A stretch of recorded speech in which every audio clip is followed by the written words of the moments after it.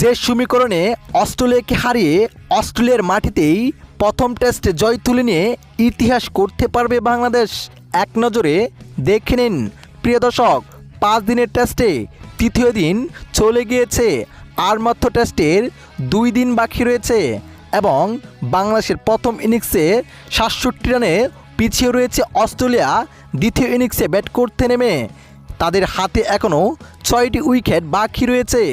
বাংলাদেশ জিততে হলে যেই কাজগুলো করতে হবে, আগামীকাল অস্ট্রেলিয়া ব্যাটিংয়ে নামার পর তাদের গুরুত্বপূর্ণ 6 উইকেট তাড়াতাড়ি তুলে নিতে হবে এবং বাংলাদেশের দেওয়া প্রথম ইনিংসে 67 রানে পিছিয়ে থাকা অস্ট্রেলিয়া যদি এই রান নিয়ে বাংলাদেশকে 100 কিংবা 150 রানের লিড দেয়, তাহলে পরবর্তী সময়গুলো ভিতরে বাংলাদেশ সেই রানগুলো নিতে হবে।